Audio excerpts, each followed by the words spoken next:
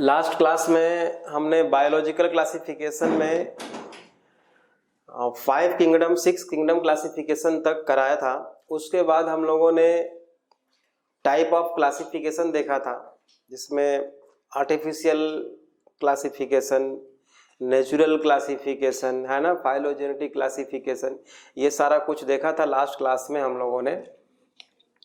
तो 5 kingdom classification में हमने देखा था Monera, protista, fungi, Plantae and animalia, ये 5 किंगडम है। तो 1 बाय 1 करके हम सारे किंगडम्स के बारे में पढ़ेंगे। तो आज हम स्टार्ट करने जा रहे हैं बेटा फर्स्ट किंगडम मोनेरा, है ना। तो किंगडम मोनेरा के बारे में आज हम लोग बात करने वाले हैं। किंगडम मोनेरा, है ना, मोनेरा। मोनेरा में जो हमें कवर करना है ऑर्गेनिजम्स, नंबर ऑफ ऑर्गेनिजम्स, वो है बेटा archaea bacteria, archaea bacteria, you bacteria,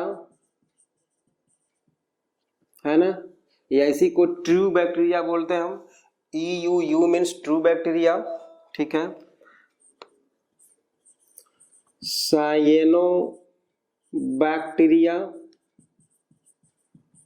cyanobacteria, cyanobacteria को हम ब्लू ग्रीन एल्गी मतलब बीजीए बोलते हैं, भी बोल सकते हैं, ठीक है। Mycoplasma, mycoplasma, actinomycetes, actinomycetes, rickettsia. तो ये जो ऑर्गेनिजम्स हैं, ये ग्रुप ऑफ ऑर्गेनिजम्स हैं। जैसे कि हमने आर्किया बैक्टीरिया लिखा है, तो इसमें ये ग्रुप ऑफ ऑर्गेनिजम्स है ना, सारे आर्किया बैक्टीरिया इसमें आ जाएंगे। यू बैक्टीरिया एक अलग ग्रुप है, साइनो बैक्टीरिया एक अलग ग्रुप है, लेकिन ये सारे बेटा मोनेरा में हम पढ़ेंगे, है ना, मोनेरा में। तो 1 बाय 1 करके सबके बारे में आज हम बात करने वाले हैं। पहले शुरू करते हैं बेटा आर्किया बैक्टीरिया के बारे में, है ना। आर्किया बैक्टीरिया, बेटा ये जो आर्किया बैक्टीरिया नाम है, बैक्टीरिया तो आपको समझ में आ रहा होगा प्रोकैरियोटिक सेल होती है, बट आर्किया क्या है? आर्किया मीन्स एंशिएंट, पुराना, ओल्ड, सबसे पुराना बैक्टीरिया, है ना। तो आर्किया बैक्टीरिया जो है, जब सबसे पहले फर्स्ट सेल डेवलप हुई थी, उसके बाद जो बने थे वो आर्किया बैक्टीरिया ही बने थे। इसीलिए इसको हम बोलते हैं बेटा प्रिमिटिव प्रोकैरियोट्स, है ना, प्रिमिटिव प्रोकैरियोट्स, प्रिमिटिव प्रोकैरियोट्स भी बोलते हैं। अच्छा, जैसे कि आपने 9th में पढ़ा होगा बेटा कि ये बैक्टीरिया है मान लो, तो आपने बैक्टीरिया के केस में पढ़ा होगा कि सबसे अंदर सेल मेम्ब्रेन होती है, उसके बाहर सेल वॉल पाई जाती है जो पेप्टिडोग्लाइकेन्स की बनी होती है in case of bacteria. But bacteria के का जो सबसे आउटर मोस्ट लेयर होता है वो ग्लाइकोकाइलिक्स का होता है ना। लेकिन यहाँ पे हम आर्किया बैक्टीरिया के बारे में बात कर रहे हैं, बैक्टीरिया या यू बैक्टीरिया के बारे में बात नहीं कर रहे हैं। बाद में हम भी देखेंगे कि इन सब में डिफरेंस क्या होता है, एक्चुअली पहले पढ़ लेंगे, उसके बाद डिफरेंस हम लिखेंगे। तो ये है बैक्टीरिया बेटा, सबसे अंदर जो है सेल मेम्ब्रेन है, ठीक है। इसके बाहर सेल वॉल होगी बेटा, इसके बाहर एक सेल वॉल पाई जाएगी, सेल मेम्ब्रेन के बाहर सेल वॉल पाई जाएगी आर्किया बैक्टीरिया में। ये है बेटा सेल वॉल, ठीक बात है। ये जो सेल वॉल होती है बेटा इसकी, ये मोर कॉम्प्लेक्स होती है, बहुत ज्यादा कॉम्प्लेक्स होती है। और क्या खास बात है इसकी, इसमें ब्रांच्ड चेन ऑफ लिपिड्स पाए जाते हैं। ब्रांच चेन ऑफ लिपिड्स, मतलब इसके सेल वॉल में बेटा लिपिड कंटेंट बहुत ज्यादा होता है। और लिपिड की प्रॉपर्टी, लिपिड मतलब फैट, ऑयल्स जो होते हैं वो फैट होते हैं। जैसे कि हम अचार रखते हैं बेटा, वो ऑयल में डीप करके रखते हैं तो माइक्रोबियल अटैक बहुत नहीं हो पाता, काफी दिनों तक सेफ रहता है। उसी तरह से बेटा इसके सेल वॉल में लिपिड कंटेंट ज्यादा होने से और सेल वॉल मोर कॉम्प्लेक्स होने से ये एक्सट्रीम कंडीशन में भी सरवाइव कर सकता है ना। जैसे हाई टेम्परेचर हो, हाई एसिडिटी हो, हाई साल्ट कंसंट्रेशन हो, उसमें भी ये सरवाइव कर सकता है ना। ये इसकी स्पेशलिटी है, हमें याद रखना होगा। तो more complex cell wall, more complex and have branch chain of lipid. So बेटा इसीलिए बेटा ये है ना, so survive in extreme condition, extreme condition में भी बेटा ये क्या होता है, सरवाइव कर सकता है, क्योंकि इसमें लिपिड कंटेंट बहुत ही ज्यादा है, सरवाइव कर सकता है ना। तो अच्छा, दूसरी चीज ये है कि इसके सेल वॉल में बेटा नो पेप्टिडो, ऐसे लिख देते हैं, नो पेप्टिडो ग्लाइकेंस, पेप्टिडोग्लाइकेंस नहीं होता। मतलब आपने 9th में पढ़ा होगा बेटा कि बैक्टीरिया में के सेल वॉल जो बनी होती है वो पेप्टिडोग्लाइकेंस की बनी होती है, फंगस की सेल वॉल काइटिन की बनी होती है, प्लांट्स की सेल वॉल सेलुलोज की बनी होती है मेनली। उसी तरह से बैक्टीरिया की सेल वॉल जो बनी होती है बेटा वो पेप्टिडोग्लाइकेंस की बनी होती है। ये क्या होता है हम बाद में देखने वाले हैं। ये पेप्टिडोग्लाइकेंस आर्किया बैक्टीरिया के केस में उसके सेल वॉल में नहीं पाई जाती है। फिर बना किसका होता है, नो पेप्टिडोग्लाइकेंस। फिर क्या होता है बेटा, made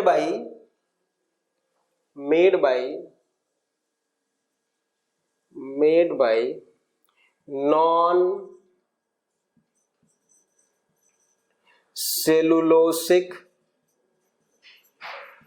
polysaccharide, non cellulosic polysaccharides. ठीक बात है, ये दो बात हमें मेनली याद रखना है कि लिपिड कंटेंट ज़्यादा होने से, मोर कॉम्प्लेक्स ज़्यादा होने से ये एक्सट्रीम कंडीशन में भी सरवाइव कर सकता है बेटा, है ना, एक्सट्रीम कंडीशन में सरवाइव कर सकता है। और पेप्टिडोग्लाइकेंस नहीं होती तो होती क्या है, made by non cellulosic polysaccharide, जिसमें कि सेलुलोज नहीं पाया जाता। अच्छा, अब हम टाइप देखते हैं, आर्किया बैक्टीरिया की टाइप, ठीक है ना। अच्छा, एक चीज और है, आप लोग चाहो तो उसको भी लिख सकते हो। इसमें बेटा archaebacteria are differ from eubacteria, है ना। कैसे, ये तो आप लोगों ने देख लिया। एक और है, positively charged protein, histone proteins also available in archaea bacteria, है ना। ये भी एक मेन बात है, इसको मैं अलग से लिख देता हूं, पॉजिटिवली, है ना, positively charged histone like proteins present in archaea bacteria, positively charge.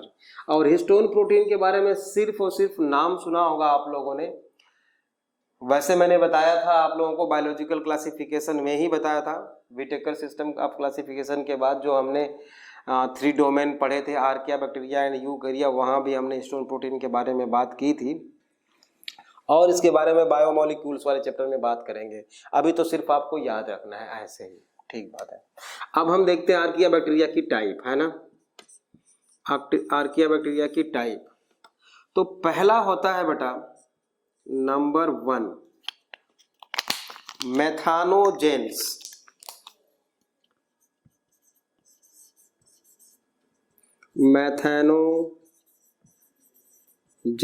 है ना, मेथेनोजेंस।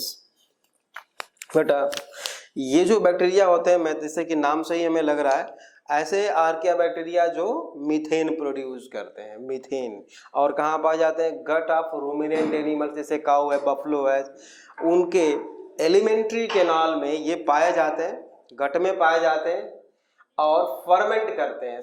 किसको? सेलुलोज को। ह्यूमन बीइंग जो है, हम जितने भी हैं, हम सेलुलोज को डाइजेस्ट नहीं कर सकते, क्योंकि सेलुलोज को डाइजेस्ट करने वाला जो एंजाइम होता है सेलुलेज, वो हमारे पास अवेलेबल नहीं है। क्यों नहीं अवेलेबल है और क्यों कैटल्स में अवेलेबल है? क्योंकि कैटल्स के गट में कुछ बैक्टीरिया पाए जाते हैं जो सेलुलेज एंजाइम सेक्रीट करते हैं बेटा, है ना, और वो सेलुलोज को डाइजेस्ट करता है और मीथेन भी प्रोड्यूस करते हैं। तो मेथानोजेंस, तो आप समझ सकते हो कि ऐसे बैक्टीरिया, ऐसे ऑर्गेनिजम्स, ऐसे आर्किया बैक्टीरिया जो किसी दूसरे एनिमल्स के गट में पाए जाते हो, वहां पे ऑक्सीजन की अवेलेबिलिटी होगी सफिशिएंट या नहीं? तो नहीं होगी। फिर इन बैक्टीरियाज में कौन सा रेस्पायरेशन होगा, एरोबिक या एनारोबिक? बता सकते हो? बहुत आसान है। जब एयर अवेलेबल ही नहीं है तो क्या होगा? एनारोबिक रेस्पायरेशन, है ना। तो यहां पे लिख लें एनारोबिक रेस्पायरेशन इसमें पाया जाएगा, एनारोबिक रेस्पायरेशन। बढ़िया। अच्छा, ये होते कहाँ पे हैं, कहाँ कहाँ पे पाए जा सकते हैं? एक तो गट, गट मतलब हम यहाँ पे स्टमक लिख देते हैं, है ना, of ruminant animals like cow, buffaloes etcetera, आप लिख सकते हो, है ना। तो ये करते क्या है बेटा? अच्छा, बैक्टीरिया का हम नाम भी लिख दें इसमें, जैसे कि मेथानो बैक्टीरियम, है ना, मेथानोबैक्टीरियम। ये गट में पाया जाता है एनिमल्स के। और ये करता क्या है बेटा? है, क्या करता है? ये सेक्रीट करता है, ध्यान दो, ये बेटा सेक्रीट करता है एक एंजाइम, कौन सा? सेलुलेज, सेलुलेज, है ना, सेलुलेज सीक्रेट करता है। और ये सेलुलेज करेगा क्या बेटा? ये जो सेलुलेज है ये सेलुलोज को कन्वर्ट करेगा बेटा ग्लूकोज मोनोमर्स में, है ना, क्योंकि सेलुलोज क्या होता है बेटा? पॉलीमर ऑफ ग्लूकोज होता है, होमोपॉलीमर ऑफ ग्लूकोज है। इसी को हम फर्मेंटेशन भी बोल सकते हैं। फर्मेंटेशन और भी इसके आगे है, एनारोबिक रेस्पायरेशन एक्चुअल में होता है, मतलब इस ग्लूकोज को तोड़ेगा, है ना, एनर्जी प्रोड्यूस करेगा, ठीक है, पायरुविक एसिड बनाएगा, क्या बनाएगा? लैक्टिक एसिड तो बनेगा नहीं, है ना, एथाइल अल्कोहल बनता है, उस प्रोसेस को हम फर्मेंटेशन बोलते हैं। वो नेक्स्ट टॉपिक में पढ़ेंगे हम, फर्मेंटेशन एक्चुअल में होता कैसे है, प्लांट फिजियोलॉजी में पढ़ना है वो। अच्छा, अब बेटा ये और कहाँ पाया जा सकता है? इन मार्शी एरिया, मार्शी एरिया, या इसी को और क्या बोल सकते हैं? गोबर गैस प्लांट। गोबर गैस प्लांट में या मार्शी, जहाँ पे दलदल होता है ना, दलदल में, उसको मार्शी एरिया बोलते हैं, वहां पे पाया जाता है ये। और इसमें दो बैक्टीरिया हो सकते हैं बेटा, एक तो मेथानोबैक्टीरियम, मेथानोबैक्टीरियम, दूसरा है बेटा मेथानोकोकस, है ना, मेथानोबैक्टीरियम एंड मेथानोकोकस, दो बैक्टीरिया हैं। अगर आपको दिख रहा होगा तो ठीक, नहीं तो लिख लेना आप लोग, ठीक है। दूसरा है बेटा टाइप इसकी, पहला तो हमने मेथेनोजेंस बताया, दूसरा टाइप है आर्किया बैक्टीरिया का हेलोफिल्स। मैं इसको सारा इरेज कर देता हूं। सेकेंड टाइप है बेटा आर्किया बैक्टीरिया की हेलोफिल्स। हेलोफिल्स, ये हेलोफिल्स जो होते हैं बेटा, ये इनको हम साल्ट लविंग भी बोलते हैं, क्योंकि हाई साल्ट कंसंट्रेशन में पाए जाते हैं, है ना, हाई साल्ट कंसंट्रेशन में ये पाए जाते हैं, जहाँ पे कि साल्ट कंसंट्रेशन बहुत ज़्यादा होती है। इसका एग्जाम्पल है बेटा हेलो कोकस। कोकस मीन्स जानते हो, ऐसे बैक्टीरिया जो स्फेरिकल होते हैं उनको हम कोकस बोलते हैं, hello कोकस and hello bacterium, hello कोकस and hello bacterium. इसमें जो रेस्पिरेशन होगा बेटा वो होगा aerobic, aerobic respiration, aerobic respiration. और एक चीज और है जो इसका स्पेशल फीचर है वो आपको याद रखना है बेटा, पर्पल पिगमेंटेड मेम्ब्रेन इसके पास होती है, हेलोफिल्स के पास, इनके सेल मेम्ब्रेन में है ना, लिख देता हूं, पर्पल पिगमेंटेड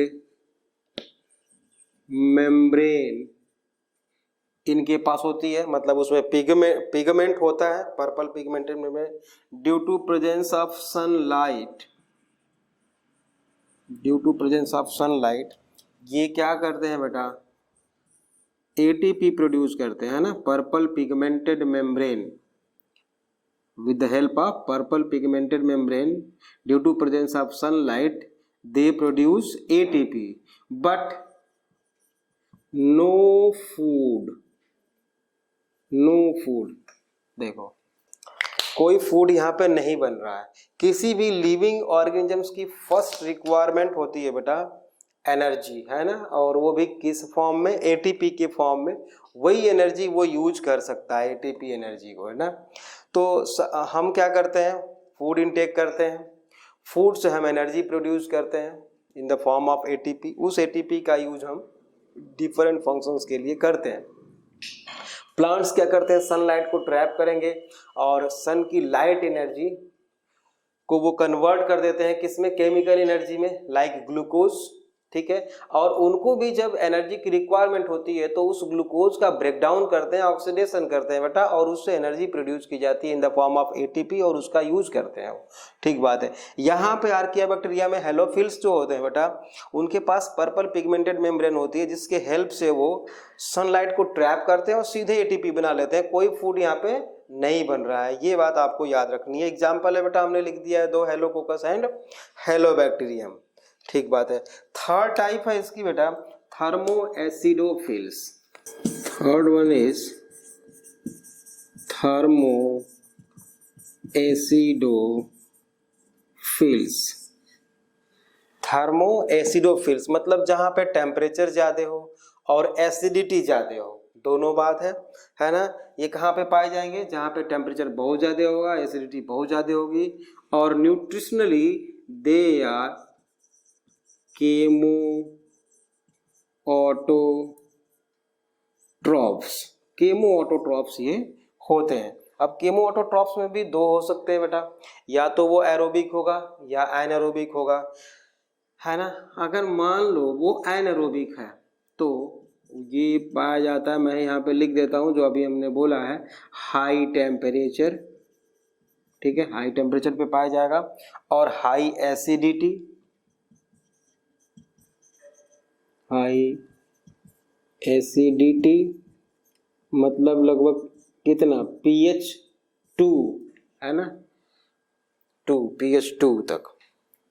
अच्छा इसीलिए इनको हम एक नाम और देते हैं इनको, सल्फर की का सल्फर कंटेंट ज्यादा होता है वहां भी ये पाए जाते हैं, मतलब हॉट स्प्रिंग्स में, आपने सुना होगा हॉट स्प्रिंग्स जहां पे सल्फर कंटेंट बहुत ज्यादा है, ठीक बात है। इसका हम एग्जांपल लिख दें यहाँ पे, थर्मोप्लाज्मा एंड थर्मोप्रोटियस, थर्मोप्लाज्मा एंड थर्मोप्रोटियस, ठीक बात है। ये कैसे अपना फूड बनाते हैं बेटा उसको देख लेते हैं। मान लो आप ये सल्फर है, ठीक है, और प्लस यहाँ पे हम 2 मॉलिक्यूल ऑफ वाटर ले लेते हैं, और 2 या 3 मॉलिक्यूल ऑफ ऑक्सीजन, है ना, 3 मॉलिक्यूल ऑफ ऑक्सीजन ले लिया हमने, तो ये क्या बनाते हैं बेटा, H2SO4 प्लस एनर्जी, है ना, ये H2SO4 प्लस एनर्जी ये बनाया इन्होंने। तो आप क्या देख रहे हो, बिल्कुल अलग तरह का यहाँ पे के ऑटोट्रॉफ्स हैं। ये एनर्जी प्रोड्यूस करने के लिए इन्होंने क्या बनाया, एसिड बनाया, H2SO4 बनाया, यहाँ 2 मॉलिक्यूल होना चाहिए, आप 2 लिख लो, बैलेंस कर लो, कर सकते हो चाहो तो, है ना, बैलेंस हो गया। तो ये अलग तरह का बेटा केमो ऑटोट्रॉफ्स हैं, एनर्जी सीधे प्रोड्यूस कर रहे हैं और H2SO4 बना रहे हैं, एसिड बना रहे हैं सीधे सीधे ये। अच्छा, अगर मान लो if condition is anaerobic, if condition is anaerobic, ये तो एरोबिक में था क्योंकि यहाँ पे ऑक्सीजन यूज हुआ है, देख रहे हो।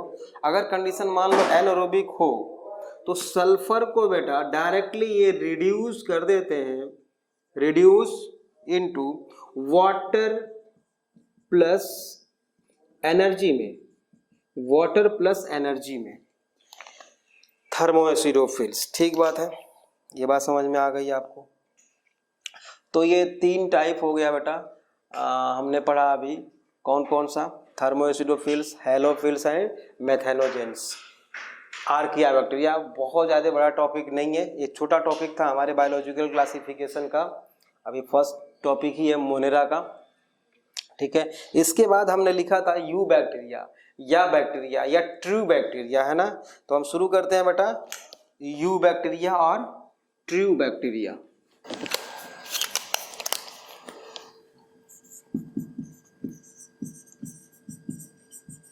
यू बैक्टीरिया और ट्रू बैक्टीरिया, ठीक बात है। अब इसके बारे में देखो, हम सारा इसका स्ट्रक्चर पढ़ेंगे, लोकोमोशन पढ़ेंगे, है ना, फ्लैजेलर है या नहीं है, फ्लैजेला उसके पास है या नहीं है, सीलिया है या नहीं है, ये सारा कुछ स्ट्रक्चर देखेंगे हम बैक्टीरिया का इस चैप्टर में। सेल वाले चैप्टर में भी आपको टाइप ऑफ सेल्स में प्रोकैरियोटिक सेल पढ़ना है, बट हम सारा प्रोकैरियोटिक सेल्स के बारे में यहीं पे बात कर लेंगे तो आसानी होगी मेरे लिए। तो शुरू करते हैं बेटा, अब हम मोड ऑफ न्यूट्रिशन से शुरू करते हैं। मोड ऑफ न्यूट्रिशन से, मान लो कोई बैक्टीरिया ऑटोट्रॉफिक या हेटेरोट्रॉफिक हो सकता है। मान लेते हैं हम कि बैक्टीरिया हेटेरोट्रॉफिक है, हेटेरोट्रॉफिक कोई बैक्टीरिया, इसका एग्जाम्पल आपके एनसीईआरटी में दे रखा है, जैसे कि लैक्टोबैसिलस जो फ्रॉम मिल्क टू कर्ड, है ना, मिल्क को कर्ड में जो कन्वर्ट करता है, या निफ बैक्टीरिया, निफ मतलब nitrogen fixing bacteria, nitrogen fixing bacteria, वो सिम्बायोटिक एसोसिएशन भी शो करते हैं। कुछ ऐसे हैं जो हेटेरोट्रॉफिक मोड ऑफ न्यूट्रिशन भी शो करते हैं, है ना, फ्री लिविंग भी हैं वो। तो वो तो हम लोग मिनरल न्यूट्रिशन वाले चैप्टर में ये सारे बैक्टीरिया का क्लासिफिकेशन वहां भी हम लोग करेंगे, अच्छी तरह से करेंगे वहां पे। यहाँ पे मोड ऑफ न्यूट्रिशन के बारे में हम बात कर लेते हैं बेटा। मोड ऑफ न्यूट्रिशन बैक्टीरिया में या तो वो ऑटोट्रॉफिक होगा या तो हेटेरोट्रॉफिक होगा, है ना। अब हेटेरोट्रॉफिक में भी क्या हो सकता है, वो हेटेरोट्रॉफिक में वो में भी सैप्रोट्रॉफिक हो सकता है या पैरासाइटिक हो सकता है बेटा, पैरासाइटिक हो सकता है। पैरासाइटिक मतलब जो डिजीज कॉज करते हैं, दूसरे ऑर्गेनिजम्स को होस्ट बनाते हैं, है ना, ऐसे बैक्टीरिया को हम पैरासाइटिक बोलेंगे। सैप्रो मीन्स जानते हो आप, saprotrophic mode of nutrition, those organisms which are feeds on dead and decaying matter, dead and decaying matter पे जो डिपेंड हो उसको हम सैप्रोट्रॉफिक मोड ऑफ न्यूट्रिशन बोलते हैं, ठीक है। अब इसमें भी 2 है बेटा, हो सकता है या तो वो ऑब्लिगेट सैप्रोट्रॉफ या तो वो फैकल्टेटिव सैप्रोट्रॉफ हो सकता है। उसी तरह से पैरासाइटिक में भी ऑब्लिगेट और फैकल्टेटिव दोनों हो सकता है। पहले हम ऑब्लिगेट और फैकल्टेटिव का मतलब समझ लेते हैं। ऑब्लिगेट ऑब्लिगेट और फैकल्टेटिव। ठीक है, ऑब्लिगेट का मतलब ये होता है बेटा, ये एक होस्ट एक्स है और इस पर डिपेंड एक पैरासाइट है, कोई पैरासाइट है, उसका ना ये पी पैरासाइट है कोई, है ना। होस्ट और पैरासाइट जानते होगे, जैसे कि लीच है, लीच जो है पैरासाइट है, हम उसके लिए होस्ट है। एस्केरिस जो पेट का केचुआ है बेटा, वो क्या है, एस्केरिस तो क्या है, पैरासाइट है, और एस्केरिस के लिए हम क्या है, होस्ट है। तो ये एक्स जो है होस्ट है और पी पैरासाइट है। अगर इन दोनों को हम अलग कर दें, पी को अलग कर दें और एक्स को अलग कर दें, तो पी क्या हो जाएगा, मर जाएगा। तो अगर मर जाएगा तो हम बोलेंगे क्या कि ये जो पी है, पी पैरासाइट है, वो ऑब्लिगेट पैरासाइट है, मतलब बिना इसके सरवाइव वो एक्स के कर ही नहीं सकता, बिना होस्ट के सरवाइव नहीं कर सकता। फैकल्टेटिव का मतलब होता है, जैसे मान लो ये एक्स पैरासाइट, एक्स होस्ट है ना, और ये पी पैरासाइट है, ये दोनों साथ में रह रहे हैं। हमने क्या किया बेटा, इस पी को अलग कर दिया और इस एक्स को अलग कर दिया, है ना। तो ये दोनों सरवाइव कर रहे हैं, मतलब ये पैरासाइट सरवाइव कर जा रहा है। इसका क्या मतलब हुआ, सीधे सीधे इसके पास मोर देन वन ऑप्शन है, तो फैकल्टेटिव हो गया है। तो अभी वर्ड की मीनिंग जान लो आप, फैकल्टेटिव और ऑब्लिगेट मीन्स होता क्या है, समझ में आ गया होगा मुझे लगता है। फैकल्टेटिव एंड ऑब्लिगेट, इसमें भी फैकल्टेटिव और ऑब्लिगेट हो सकता है, इसमें भी फैकल्टेटिव और ऑब्लिगेट हो सकता है। मान लो कोई इसी तरह से कोई बैक्टीरिया एरोबिक या एनारोबिक हो सकता है। कोई बैक्टीरिया क्या हो सकता है, यहाँ पे हम बैक्टीरिया लिख दें तो बेटा वो इसी तरह से एरोबिक या वो एनारोबिक हो सकता है, एरोबिक और एनारोबिक हो सकता है। एरोबिक में भी बेटा दो हो सकता है, या तो वो ऑब्लिगेट हो या तो वो फैकल्टेटिव हो। इसका क्या मतलब हुआ भाई, इसका मतलब ये हुआ बेटा कि अगर उसको ऑक्सीजन की अवेलेबिलिटी है तो वो रेस्पायर करेगा ऑक्सीजन के हेल्प से, अगर ऑक्सीजन की अवेलेबिलिटी नहीं है तो वो मरेगा नहीं, सरवाइव कर जाएगा, तो मतलब वो फैकल्टेटिव भी हो सकता है। तो ऐसे बैक्टीरिया जो फैकल्टेटिव एरोब्स होंगे, ठीक है, फैकल्टेटिव एरोब्स होंगे, ऑक्सीजन रहे तो भी ठीक, नहीं है तो भी ठीक। लेकिन जो ऑब्लिगेट होंगे बेटा, ऑक्सीजन चाहिए ही चाहिए, नहीं मिला तो वो सरवाइव नहीं कर सकते। मुझे लगता है ऑब्लिगेट और फैकल्टेटिव में आपको अच्छी तरह समझ में आ गया होगा। एरोबिक में भी यही हो सकता है, या तो ऑब्लिगेट या तो फैकल्टेटिव हो सकता है। तो ये तो हम थोड़ा सा आपको मोड ऑफ न्यूट्रिशन के बारे में बात किए हैं, इसका यूज होगा आगे बहुत ज्यादा, है ना, तो वहां पे हम इसको अप्लाई करेंगे। अब है नेक्स्ट है बेटा ऑटोट्रॉफिक। ऑटोट्रॉफ्स जो भी बैक्टीरिया होंगे, ऑटोट्रॉफ्स बैक्टीरिया, मान लो यहां पे हम लिख दें बेटा ऑटोट्रॉफिक बैक्टीरिया। अब ऑटोट्रॉफिक बैक्टीरिया में बेटा देखो दो तरह के बैक्टीरिया हो सकते हैं, ऑटोट्रॉफिक में दो तरह के हो सकते हैं। पहला है बेटा फोटो ऑटोट्रॉफ्स,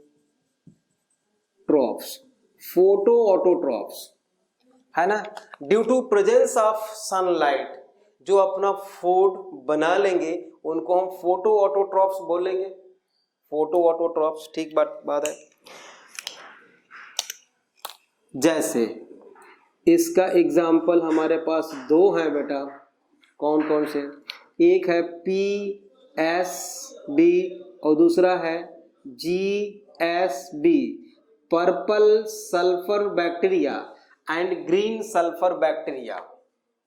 और ये फोटोसिंथेसिस कैसी होती है, इसको समझने के लिए बेटा, इसको समझने के लिए थोड़ा सा हम 10th के लाइफ प्रोसेसेस के तरफ चलते हैं, जहां पे लाइफ प्रोसेसेस पे हमने सबसे पहले न्यूट्रिशन इन प्लांट्स में पढ़ा था फोटोसिंथेसिस, ठीक बात है। तो फोटोसिंथेसिस की डेफिनेशन आप लोग अच्छी तरह से जानते हो, बिल्कुल सही बात है ना, बचपन से पढ़ते आए हो, हर क्लास में पढ़े हो आप। अब यहाँ पे देखो उस इक्वेशन को मैं लिखने जा रहा हूँ जो आपने 10th में लाइफ प्रोसेसेस के न्यूट्रिशन इन प्लांट्स में पढ़ा हुआ है। उसमें क्या होता है बेटा, 6CO2 plus 12H2O gives C6H12O6 plus 6H2O plus 6O2। ये देखो, ये आपने पढ़ा है बच्चों। आप लोग बता सकते हो कि ये जो ऑक्सीजन प्रोड्यूस की गई है, ये जो ऑक्सीजन है वो किसका प्रोडक्ट है, कार्बन डाइऑक्साइड का या वाटर का? बता सकते हो आप लोग हैं? अगर आप लोगों ने पढ़ा होगा तो ठीक, नहीं तो मैं अभी के लिए तो बता देता हूं। इसको एक्सपेरिमेंटली हम लोग प्लांट फिजियोलॉजी में फोटोसिंथेसिस वाला चैप्टर है आपके +1 में ही, वहां पर डिटेल इसको हम बताएंगे और प्रूफ भी करेंगे, है ना। अभी के लिए तो मैं सिर्फ बता देता हूं बेटा। ये जो कार्बन है, 6 कार्बन है ना, यहाँ पे 6 कार्बन है, तो ये 6 कार्बन बेटा चली गई यहाँ पे। बिल्कुल समझ में आ गया आपको? अच्छा, ये जो 12 atom and 6 molecule of oxygen है, 6 मॉलिक्यूल ऑफ ऑक्सीजन है ना, तो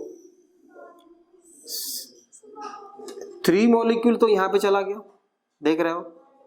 12 एटम है ना, तो यहाँ पे 6 एटम तो यहाँ पे आ गया, ठीक बात है। बाकी का 6 कहाँ पे चला गया, आप यहाँ पे देख लो, ऐसा है ना, ऐसे चला गया। ओके, अब ये वाटर है, वाटर का बेटा हाइड्रोजन कितना है, 24 है।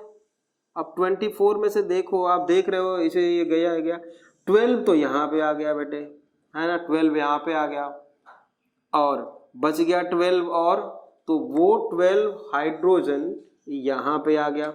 समझ में आ गया? अब कितना बच गया, 12 एटम ऑफ ऑक्सीजन, है ना। ये 12 ऑक्सीजन एटम बेटा यहाँ पे आ गया, देख लो, 6 2 12। Oxygen produced during photosynthesis is the product of water और कार्बन डाइऑक्साइड। तो आंसर क्या होगा बेटा, water. After splitting of water molecule with in the chloroplast, है ना, क्लोरोप्लास्ट प्रोड्यूस ऑक्सीजन, ठीक बात है।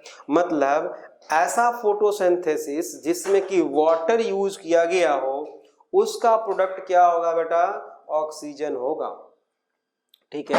आप बताओ, मान लो इसको यहाँ पे वाटर से हम वाटर को रिप्लेस कर दें H2S से, है ना, हाइड्रोजन सल्फाइड H2S, इससे रिप्लेस कर दें बेटा, तो यहाँ पे क्या प्रोड्यूस होगा, क्या प्रोड्यूस होगा, सल्फर, ठीक बात है।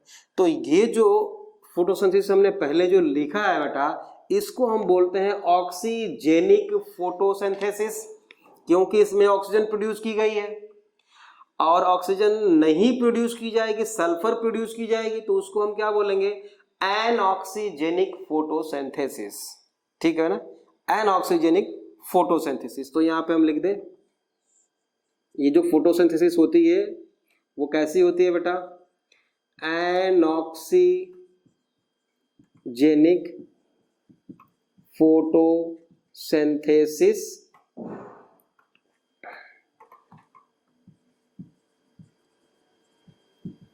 शो करते हैं। एग्जाम्पल हमने ऊपर लिखा हुआ है, पर्पल सल्फर बैक्टीरिया, है ना, purple sulphur bacteria and green sulphur bacteria, 2 example हमने लिखा है। अच्छा, इसके एग्जाम्पल्स में ये जो हमने लिखा है PSB और GSB, इसमें पिगमेंट भी तो कोई तो होगा जो फोटोसिंथेसिस परफॉर्म कर रहा है बेटा, उस पिगमेंट का नाम भी हमें याद रखना है, उस पिगमेंट का नाम भी याद रखना है। लिख देता हूं मैं, PSB पर्पल सल्फर बैक्टीरिया में बेटा जो पिगमेंट होगा, जो पिगमेंट होगा वो होगा bacterio bacterio chlorophyll, bacterio chlorophyll है ना, और GSB में होगा मतलब ग्रीन सल्फर। बैक्टीरिया में जो पिगमेंट होगा बेटा, पिगमेंट होगा वो होगा बैक्टीरियो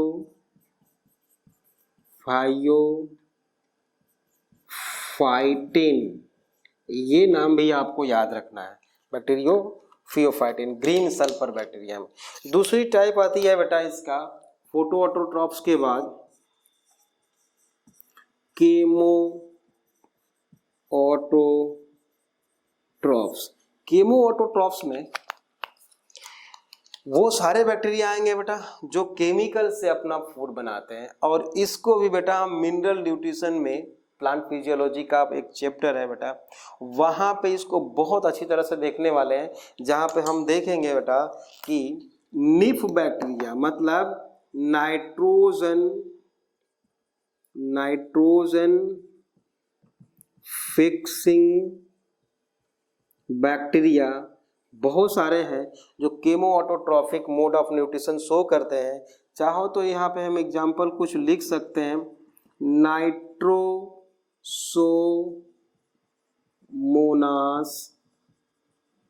नाइट्रोबैक्टर एक्सेट्रा, है ना। ठीक बात है। अब ये तो हमारा मोड ऑफ न्यूट्रिशन फिनिश हुआ थोड़ा बहुत, है ना। अब इसके बाद आता है बेटा लोकोमोशन। लोकोमोशन, बैक्टीरिया में लोकोमोशन कैसे होता है वो देखने वाले हैं।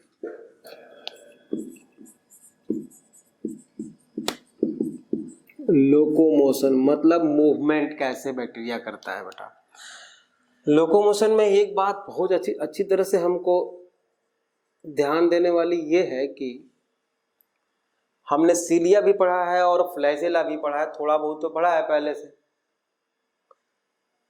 बैक्टीरिया के केस में बेटा कोई भी सीलिया नहीं पाई जाती है, क्या पाया जाता है, केवल और केवल फ्लैजेला। तो यहाँ पहला पॉइंट तो ये लिख दे बेटा, नो सीलिया ओनली फ्लैजेला, मतलब कि फ्लैजेलर मूवमेंट होती है बैक्टीरिया में, क्योंकि सीलिया नहीं पाया जाता है।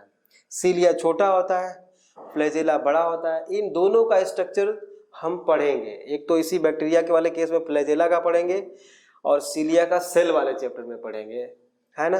दोनों में थोड़ा बहुत डिफरेंस अभी हम देखने वाले हैं, सीलिया और फ्लैजेला में। तो मोनेरा के केस में मतलब बैक्टीरिया के केस में बेटा कोई सीलिया नहीं पाई जाती, केवल फ्लैजेला पाया जाता है, ठीक है। लोकोमोशन में बेटा बैक्टीरिया दो तरह का हो सकता है, या तो वो क्या होगा, सेडेंटरी हो सकता है। सेडेंटरी मतलब क्या होता है, स्टेबल, जो लोकोमोट ना कर सके, है ना। तो सेडेंटरी को हम नॉन मोटाइल भी बोल सकते हैं या स्टेबल बोल सकते हैं, है ना। नॉन मोटाइल जो मूव नहीं कर सकता, जो मूव नहीं कर सकता उसके पास तो बेटा फ्लैजेला होगा नहीं, ठीक बात है, नहीं होगा। अब जो मोटाइल होगा, जो मूवमेंट कर सकता है, ठीक है ना, वो भी दो तरह का हो सकता है। पहला, ऐसा बैक्टीरिया जिसके पास फ्लैजेला ना हो फिर भी वो एक लिमिटेड मूवमेंट शो कर सकता है, ठीक बात है, उसको हम बोलेंगे बेटा नॉन फ्लैजेलेट्स। नॉन फ्लैजेलेट्स, उसके पास फ्लैजेला है ही नहीं, मतलब आप समझ लो कि ये बैक्टीरिया है बस, इसके पास कोई फ्लैजेला नहीं है कि, लेकिन ये लिमिटेड मूवमेंट ये शो कर सकता है, ठीक है। दूसरा आता है बेटा फ्लैजेलेट्स, जिसके पास फ्लैजेला हो। अच्छा, अब ये देखो आप प्लांट के केस में आपने सुना होगा कि अगर ये स्टेम है, जरूर सुना होगा, 9th में है भी ये, ये प्लांट स्टेम है बेटा, तो स्टेम के ऊपर एक हेयर लाइक आउटग्रोथ होती है, हेयर लाइक आउटग्रोथ ऐसे छोटे छोटे, जिसको कि हम ट्राइकोम बोलते थे ना, ट्राइकोम बोलते थे, hair like outgrowth on the stem of plants, उसको हम ट्राइकोम बोलते थे, हेयर लाइक आउटग्रोथ। इसी तरह से बेटा ये बैक्टीरिया है मान लो, तो इसमें भी हेयर लाइक आउटग्रोथ है, जो एक्चुअल में ट्राइकोम तो नहीं है, ट्राइकोम लाइक है, जो फ्लैजेला है एक्चुअल में। तो अगर वो फ्लैजेलर है तो उसको हम ट्राइकस बोलते हैं, है ना, जिसके पास है उसको हम ट्राइकस बोलते हैं, नहीं है तो ए ट्राइकस बोलेंगे, ठीक बात है। तो ये बैक्टीरिया जो आप देख रहे हो इसके पास कोई फ्लैजेला नहीं है, तो इसको, इस बैक्टीरिया को हम बोलेंगे कि कैसा है ये ए ट्राइकस है बेटा। ये ट्राइकोम बस इसलिए मैंने बताया है कि आपको समझ में आ सके कि हेयर लाइक आउटग्रोथ के लिए हम वर्ड ये यूज कर रहे हैं यहाँ पे। तो ए ट्राइकस बैक्टीरिया आपको समझ में आ गया होगा, जिसके पास कोई फ्लैजेला नहीं है। अब ये एक बैक्टीरिया है दूसरा फ्लैजेलेट्स में, ये एक बैक्टीरिया है बेटा जिसके पास केवल और केवल एक ही फ्लैजेला है, ऐसा फ्लैजेला है ना, सिंगल फ्लैजेला। तो मोनो मीन्स जानते हो आप लोग, सिंगल होता है, वन होता है, मोनो ट्राइकस बैक्टीरिया हो गया ये, ठीक है, मोनोट्राइकस। और ये बैक्टीरिया है बेटा, इसके पास दो फ्लैजेला है, लैटरल मतलब साइड साइड में फ्लैजेला है, तो इस दोनों तरफ है, तो इसको हम बोलेंगे एम्फी ट्राइकस, ठीक बात है। अब ये एक बैक्टीरिया है, इसके पास एक ही साइड में बहुत सारे फ्लैजेला एक ही जगह से अराइज हो रहे हैं, ऐसा, तो इसको बोलेंगे बेटा हम सिफेलो ट्राइकस, है ना, सिफेलो ट्राइकस। और अगर मान लो ये बैक्टीरिया है दोनों लेटरल साइड में मोर देन वन फ्लैजेला है, इस तरह से अगर है ऐसा, तो इसको बोलेंगे लोफोट्राइकस, है ना, लोफोट्राइकस, ठीक है। और ये एक बैक्टीरिया है, इसके चारों तरफ बहुत सारे फ्लैजेला है पेरीफेरी पे, तो इसको क्या नाम दे सकते हैं हम, पेरीट्राइकस, है ना, पेरीट्राइकस बैक्टीरिया, पेरीट्राइकस बैक्टीरिया।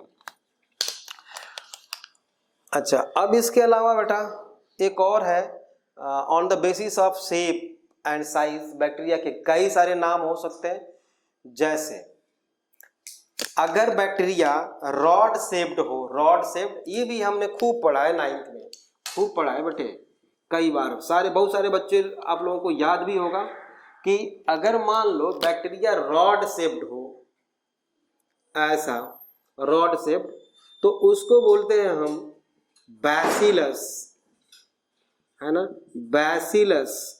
अगर स्फेरिकल हो तो उसको बोलते हैं कोकस, सफिक्स हम लगा देते हैं बैसिलस या कोकस, जैसे कि लैक्टोबैसिलस बैक्टीरिया है ना, स्ट्रेप्टोकोकस, तो कोकस means spherical, vibrio comma shaped, spring like, है ना। तो सारे on the basis of shape and size हमने बैक्टीरिया के नाम दिए हैं, वो सेल वाले चैप्टर में फिर से ये रिपीट होने वाला है, यहाँ पे तो थोड़ा सा बताना था। अब इसके आगे बेटा हम बैक्टीरिया का इंटरनल स्ट्रक्चर पढ़ेंगे, है ना, जो नेक्स्ट क्लास में हम करेंगे, स्ट्रक्चर ऑफ बैक्टीरिया।